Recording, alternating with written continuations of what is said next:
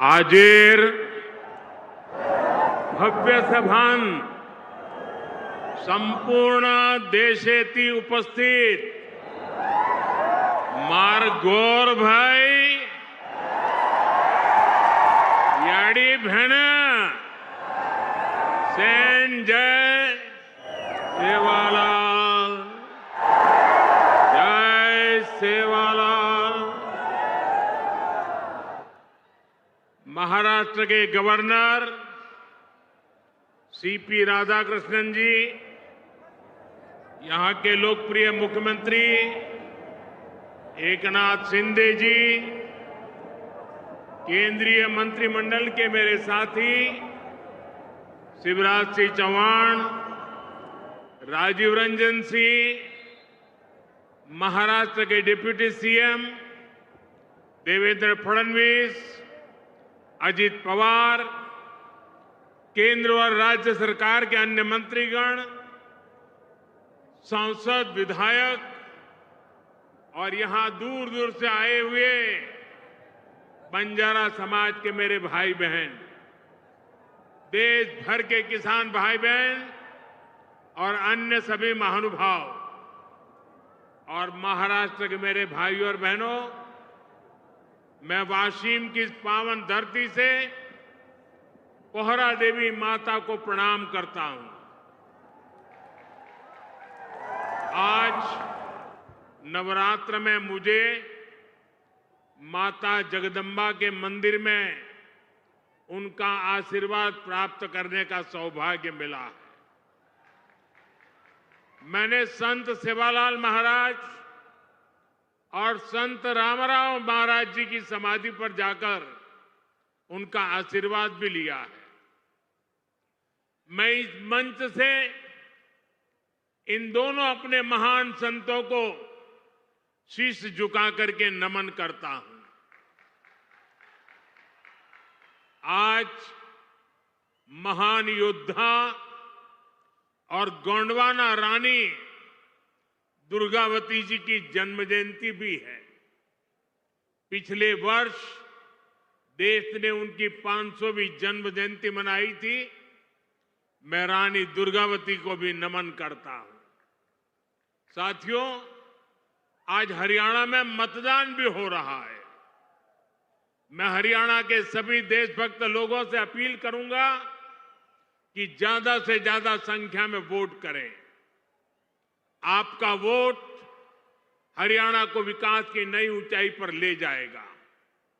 साथियों, नवरात्रि के इस पवित्र समय में मुझे अभी पीएम किसान सम्मान निधि की 18वीं किस्त जारी करने का अवसर मिला है। देश के 9.5 करोड़ किसानों के खातों में आज 20,000 करोड़ रुपए ट्रांसफर किए गए हैं। महाराष्ट्र की डबल इंजन की सरकार तो यहां के किसानों को डबल फायदा पहुंचा रही है। नमो शेतकारी महासम्मान योजना के तहत महाराष्ट्र के 90 लाख से ज्यादा किसानों को करीब 1900 करोड़ रुपए दिए गए हैं। आज कृषि, पशुपालन और किसान उत्पाद संघ एफपीओ से जुड़े सैकड़ों करोड़ रुपए के प्रोजेक्ट भी जनता को समर्पित किए गए हैं। पोहरा देवी के आशीर्वाद से मुझे अभी लाड़की बहन योजना की लाभार्थियों को मदद देने का भी सौभाग्य मिला है। ये योजना नारी शक्ति का सामर्थ्य बढ़ा रही है। मैं महाराष्ट्र के भाई बहनों को, देश के सभी किसान भाई बहनों को हार्दिक बधाई देता हूं। साथियों, आज यहां आने से पहले मुझे पोहरा देवी में बंजारा विरासत संग्रहालय के लोकार्पण का भी सौभाग्य मिला है। देश की महान बंजारा संस्कृति, इतनी बड़ी विरासत, इतनी प्राचीन परंपरा, ये म्यूजियम देश की नई पीढ़ियों को इनसे परिचित कराएगा।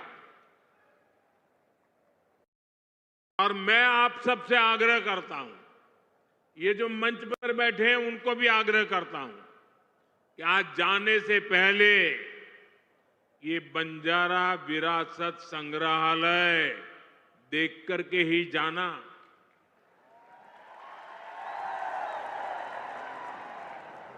मैं देवेंद्र जी को बधाई देता हूं। इन्होंने पहली सरकार के समय जो संकल्पना की और इसने उत्तम तरीके से आज मैंने इसको बना हुआ देखा, मन को बहुत ही संतोष हुआ, आनंद हुआ। और मैं तो आपसे आग्रह करूंगा, आप तो देखें, आपके पूरे परिवार को बाद में समय निकाल करके इसे देखने के लिए जरूर भेजें। मैं अभी पोहरादेवी में बंजारा समुदाय के भी कुछ महानुभावों से मिलकर के आया। इस म्यूजियम के जरिए उनकी विरासत को जो पहचान मिली है, उसका संतोष और गर्व का भाव उनके चेहरों पर था। मैं आप सभी को बंजारा विरासत म्यूजियम की बधाई देता हूं। साथियों, जिसको किसी ने नहीं पूछा, उसको मोदी पूजता है। हमारे बंजारा समाज ने भारत के सामाजिक जीवन में, भारत की निर्माण यात्रा में बहुत बड़ी भूमिका निभाई है। कला, संस्कृति, आध्यात्म, राष्ट्र रक्षा, व्यापार, हर क्षेत्र में इस समाज के महापुरुषों ने, महान विभूतियों ने देश के लिए क्या कुछ नहीं किया। राजा लखी शाह बंजारा, उन्होंने विदेशी शासकों के कितने अत्याचार सहे, उन्होंने समाज की सेवा में अपना जीवन समर्पित कर दिया। संत सेवालाल महाराज, स्वामी हाथीराम जी, संत ईश्वर सिंह बापू जी, संत डॉक्टर रामराव बापू महाराज, संत लक्ष्मण चैतन्य बापू जी, हमारे बंजारा समाज ने ऐसे कितने ही संत दिए जिन्होंने भारत की आध्यात्मिक चेतना को असीम ऊर्जा दी।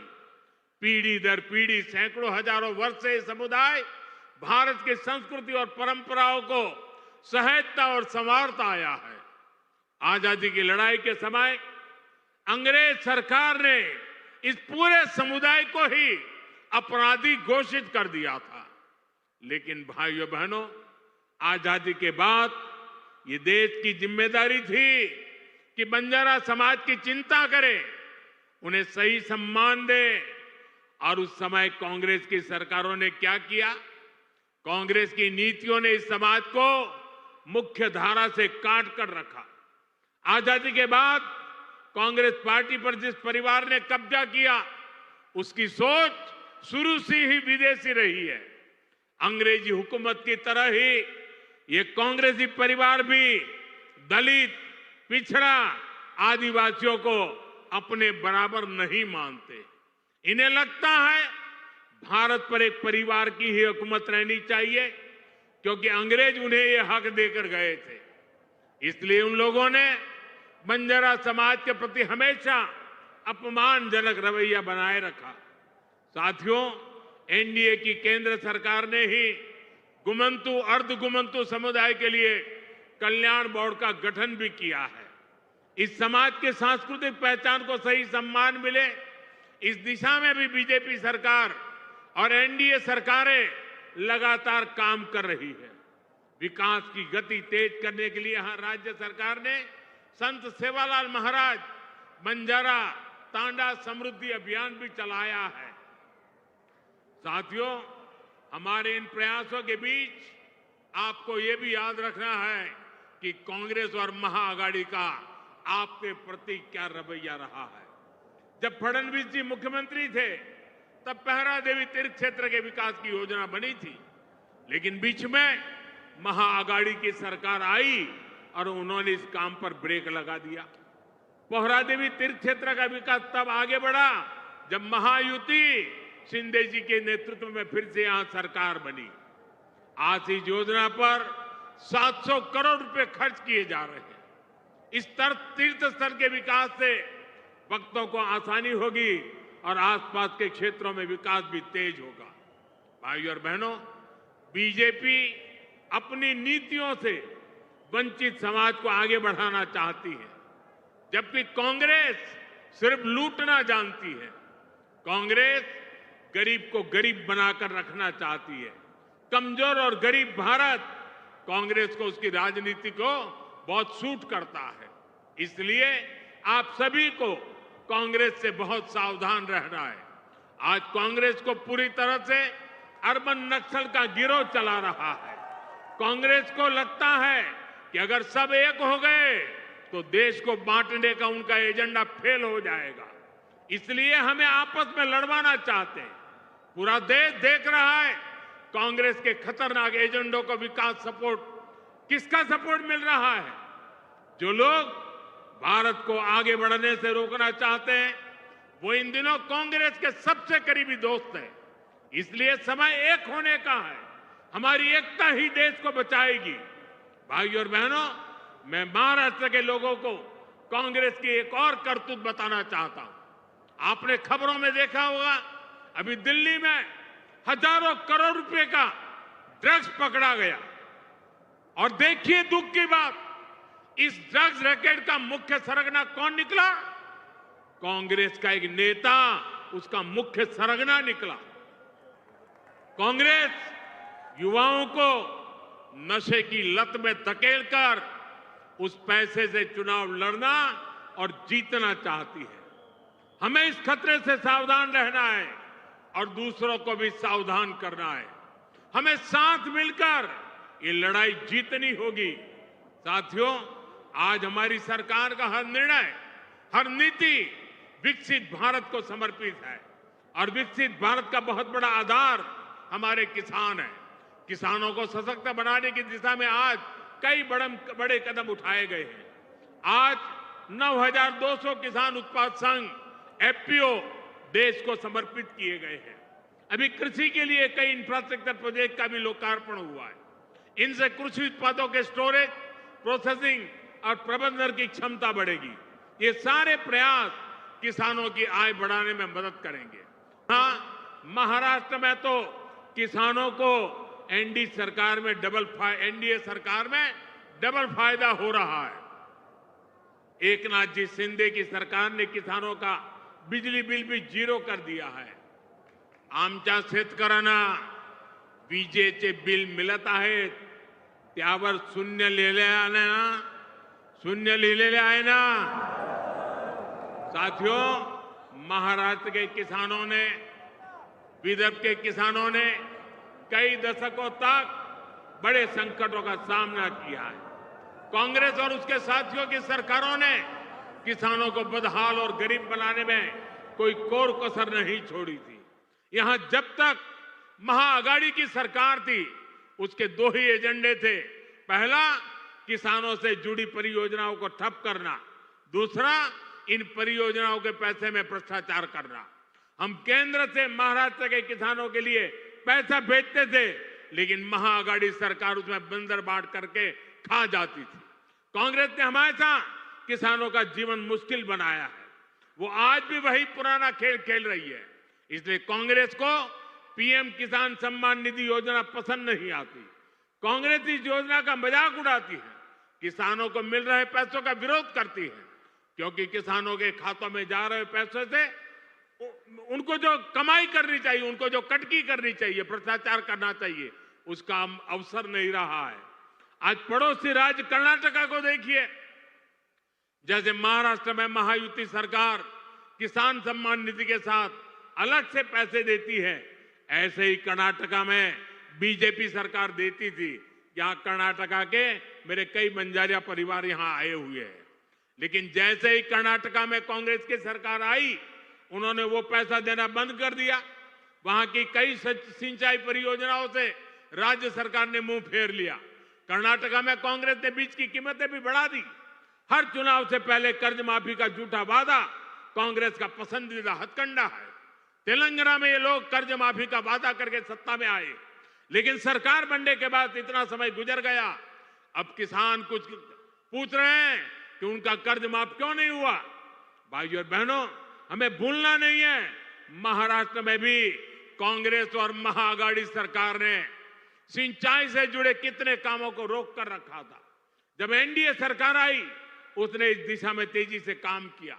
महाराष्ट्र सरकार ने वैनगंगा, नलगंगा नदियों को लिंक करने की योजना को मंजूरी दी है। करीब 90,000 करोड़ रुपए की इस परियोजना से अमरावती, यवतमाळ, अकोला, बुल्डाना, वाशिम, नागपुर और वर्धा में पानी की कमी को दूर होगी। महाराष्ट्र की सरकार कपास और सोयाबीन की खेती करने वाले किसानों को आर्थिक मदद भी दे रही है। किसानों के खातों में कपास और सोयाबीन के लिए 10-10 हजार रुपए दिए जा रहे हैं। हाल ही में अमरावती के टेक्सटाइल पार्क का शिलान्यास भी किया गया। इस पार्क से कपास किसानों को बड़ी मदद मिलेगी। साथियों, हमारे महाराष्ट्र में देश की आर्थिक प्रगति का नेतृत्व करने की असीम क्षमता है। ये तभी होगा जब गांव, गरीब, किसान, मजदूर, दलित, वंचित सबको आगे बढ़ाने का अभियान मजबूती से चलता रहेगा। मुझे विश्वास है आप सब अपना आशीर्वाद बनाए रहेंगे। हम सब साथ मिलकर विकसित महाराष्ट्र, विकसित भारत के सपने को पूरा करेंगे। इसी कामना के साथ मैं एक बार फिर हमारे किसान साथियों और मेरे बंजारा समाज के सब भाई बहनों को बहुत बहुत बधाई देता हूं। मेरे साथ बोलिए भारत माता की, भारत माता की, भारत माता की। बहुत बहुत धन्यवाद।